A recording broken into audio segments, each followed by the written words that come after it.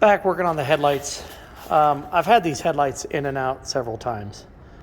There's been a little bit of a trial and error to this. Right now I'm trying to get the bulbs in. Now, these are the 28,000 lumen high beams. This one, you can see it's a little bit different, doesn't have the transformer on it. These are the 18,000 lumens. Now, when you buy these lights, they're going to give you these rings, all right? These rings are junk. There's a little tab that's on the inside of the ring that's supposed to hold in the headlight. You can see them here on the factory ring. It breaks.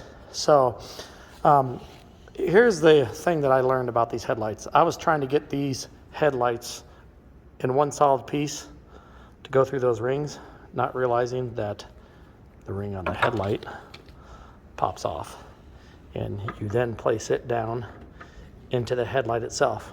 Now, if you use these plastic rings that came with the headlights, guys, they're junk.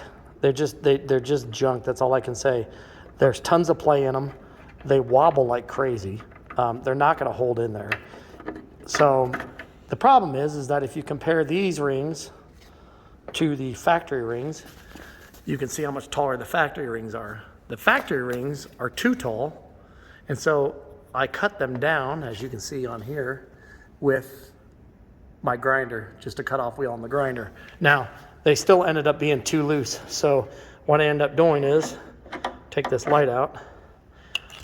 I ended up just taking a drill once I got it on here, twisting the ring in, lifting it up, and drilling a hole through and putting a sheet metal screw.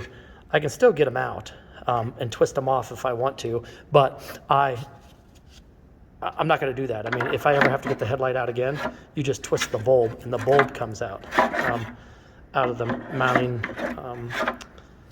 platform that comes with the lights. So here's one here. I've got the factory one. You can see I put the 2 screws in on it. Got to get these lined up. It's hard to do this when I'm on the phone. I'm trying to screw these at the same time. And I twist, okay? That leaves it pretty tight. There's not a lot of play in there.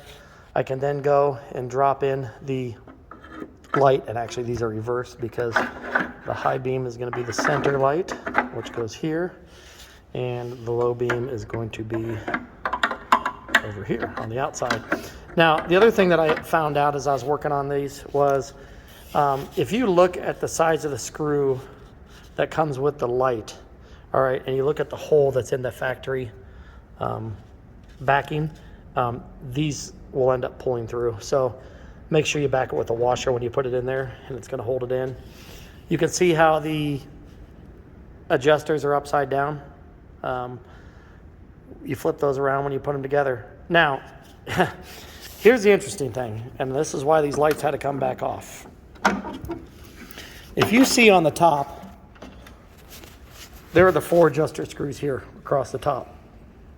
If you look on the front of your bus, though, there's only a cutout for the adjuster screw on this one and the adjuster screw on this one.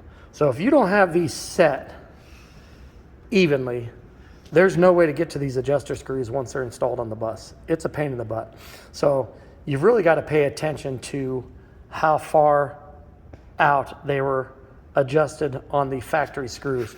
So I've got the original factory screws because, again, remember, we used the new adjuster screws on this headlight assembly so that we could retain these new plastic clips that break on the old ones. And so you really want to pay attention to how far in they were screwed, and you'll be able to see it because on the factory ones you'll see the dirt line, and that will give you an idea about how far in or out you need to adjust these. I'll be honest with you, these lights weren't as easy as what I thought. There's been some trial and error, but you can see now that these are super tight in there, and the chances of them falling out are going to be minimal. But it's the same setup as the factory ones. They're 904s.